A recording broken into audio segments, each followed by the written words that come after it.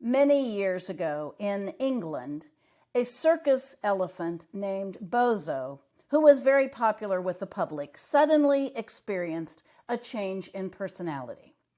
He began attacking his trainers, and the manager decided he needed to get rid of the elephant. But a man who had heard of the troubles with this elephant begged the manager, "Give me 2 minutes in the cage alone with him." The manager turned and said, "You'll be killed." "I don't think so," said the man. "Do I have your permission?"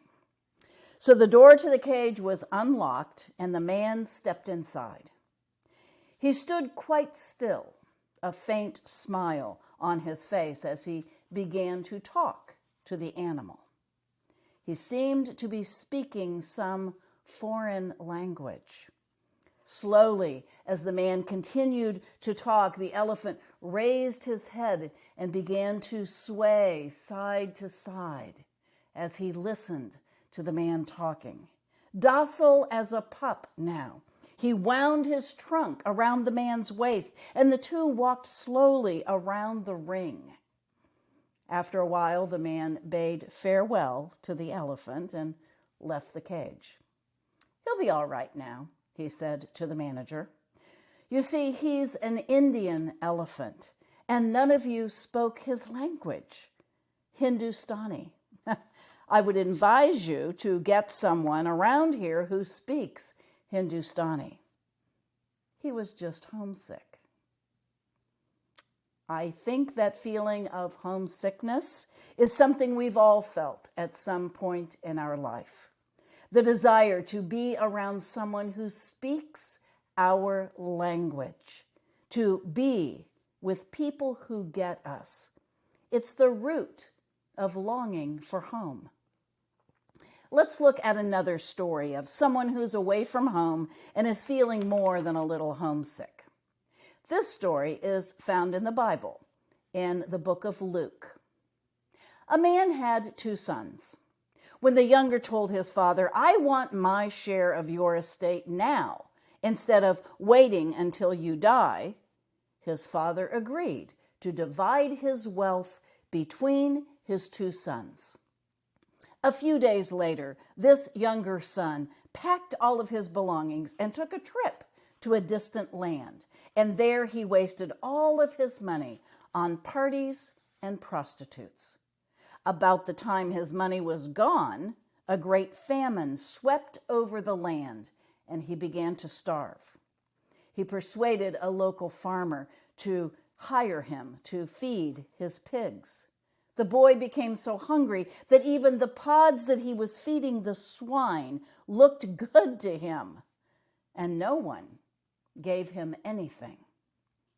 When he finally came to his senses, he said to himself, "At home, even the hired men have food enough and to spare, and here I am dying of hunger.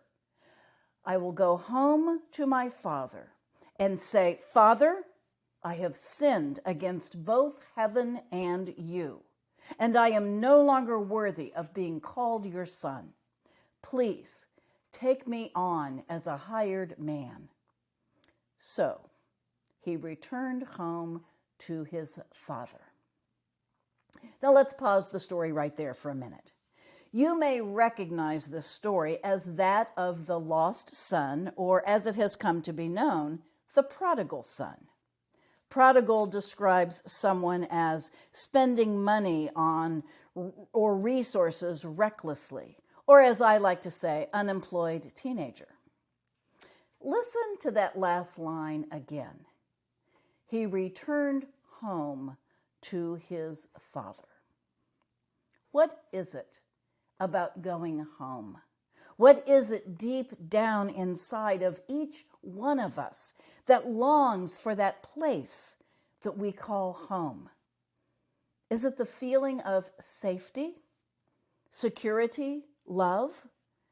Is it the hope that we will always be welcomed, forgiven, taken care of despite our stupid choices? Do we go home because we have unfinished business? Do we make that journey out of habit, out of obligation, out of necessity, or out of love? Poet Maya Angelou wrote, "The ache for home lives in all of us, the safe place where we can go as we are and not be questioned." So let's go back now to the second half of the prodigal son story and see what happens. The younger son decides to go home to his father, and when he appears, his father runs to him, making quite a scene. His father hugs him and yells for the servants to bring robes to put on him and expensive rings. He calls for a huge feast and a celebration in honor of the return of his long-lost son. In the meantime, the older son was out in the field working hard. When he heard the party music, he got angry and jealous, and he refused to even go into the party at all. He complained to his dad that he was the one working hard, and his dad had never thrown him this kind of celebration. It didn't make any sense that his brother blew all of his money, but he still got rewarded. The father explained to his oldest son. "Look, dear son," the father said to him, "you and I are very close, and everything I have is yours. But it is right to celebrate, for he is your brother, and he was dead and has come back to life. He was lost and is found." Now, that's a nice story, and it's filled with opportunities for discussion and debate, appreciation and confusion. I have to say that the first time I heard this story in Sunday school, I thought it was the stupidest thing I'd ever heard. I immediately took the older brother's perspective, and I grew angry at a father who would just take his older son for granted and then celebrate the return of his idiot younger son and throw him a party. I wouldn't have gone into that party either if I'd been the older brother. And then I became a parent. I suffered those terrifying moments of having misplaced my child, who was either asleep on the floor of his closet or who was playing in a brand new place at the neighbor's house. There is nothing like that feeling of losing and then finding your child. When my oldest son moved out on his own and then came back for a visit, I completely understood the dad scene with the feast and the robe and the ring and the party. I get that the money lost didn't matter as much as the son being found safe. Also, I think if we are honest, we can recognize that we have each had prodigal child moments in our own lives. Times when we have lost our way, or we've been stupid with our money, or our associations, or our skills, or our time. We have all needed to get home, to get squared away, and remember who we are. We have hoped that all could somehow be forgiven. So we are in the time of the year when, for many of us, our minds turn toward home. We want to go home for the holidays. We long for the place and the people. We want to recapture the feelings and the warmth. We rejoin distant and widespread members of the family. We chalk up the end of a college semester together, and we marvel at taller children. We drag out dusty board games and cautiously dare to sit and talk. We sleep in awkward beds, and we reminisce about childhood memories. More than any other time of the year, we gather family members together and we tell family stories. It's an important ritual. It's a significant bonding time. Sadly, For many reasons, some of us don't have that physical home to return to, or it's gone, or the people are gone, or it was never there to begin with. That's when the holiday season gets tough and lonely. That's when we need to find the spirit of home and embrace it.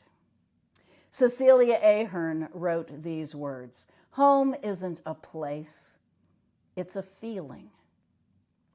So perhaps we strive a little harder to find the feelings of home, and we wrap those feelings around us. We take care of our need for home by finding people or activities or hobbies or careers that feed us and center us and give us that feeling of being at home within ourselves. So I ask, what does the story of the prodigal son have to do with us and our homes and this holiday season? Well, here's a kind of corny but radical idea. Perhaps when we get together with our people this holiday season, we could try something. We could take time to see each person as a prodigal child returning home. Let's be excited to see them. Let's jump up and welcome our visitors with hugs and with smiles. No matter what has happened, let's focus on their presence and forgive past difficulties. Perhaps this visitor is a person who was once lost to us and is now found. On many levels, that is a possibility. All we each need in this life is the feeling that our lives matter to someone.